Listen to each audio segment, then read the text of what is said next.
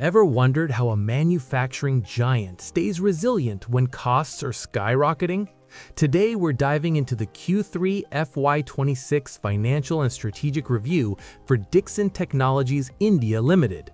This report, titled Resilience in a Rising Cost Environment, pulls back the curtain on how India's electronics leader is navigating a complex global market. At first glance, the numbers look solid. Revenue hit 10,803 crore, representing a 3% year-on-year increase.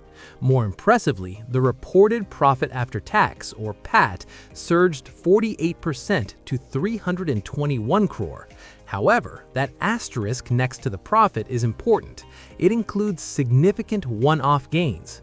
We also see a very efficient supply chain with working capital at -7 days. Let's do a reality check on those profits. While the reported PAT is 321 crore, there is a delta of 125 crore coming from a fair value gain on their stake in Aditya Infotech. When you adjust for this, the adjusted PAT is actually 214 crore, which is a slight 1% dip. The core reality is that operational performance remains stable, but is being squeezed by rising memory prices. Looking at the consolidated P&L snapshot, we see a seasonal revenue dip from Q2. EBITDA came in at 546 crore with a 5.1% margin. Analysts note that this 5.1% margin is optically high because of those exceptional gains. If you look at the true adjusted margin, it remains stable at approximately 3.9%. Basic EPS is reported at 53.06. What exactly is driving this company? Dixon is effectively a proxy for the mobile and EMS market.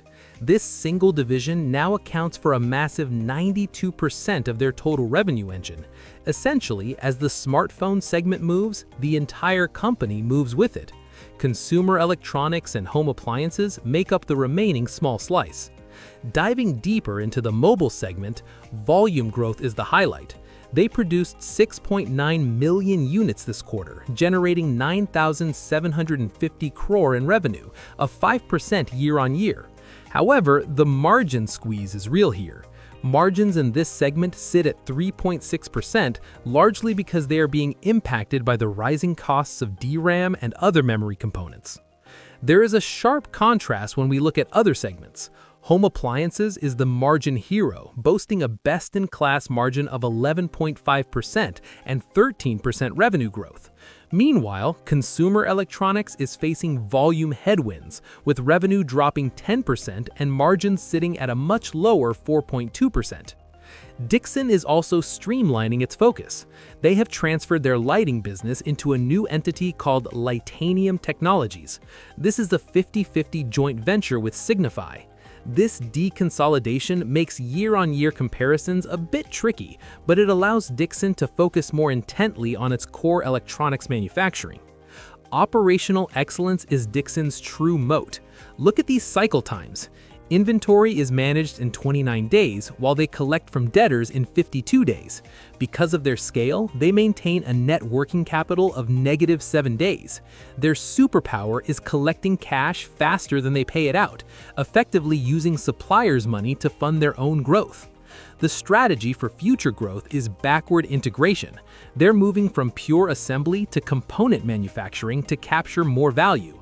This includes the acquisition of Q-Tech India for camera modules and expanding into new frontiers like IT hardware, specifically manufacturing laptops and tablets.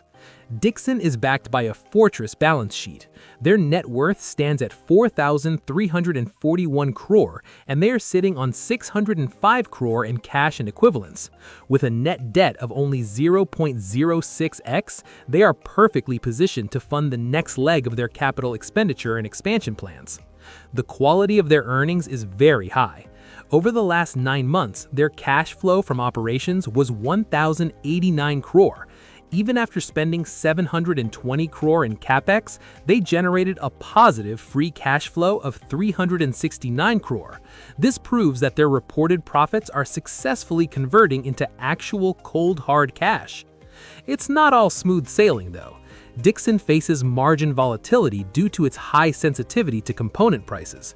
There is also regulatory risk because of their heavy reliance on government PLI schemes, which could have a 50 basis point impact if changed.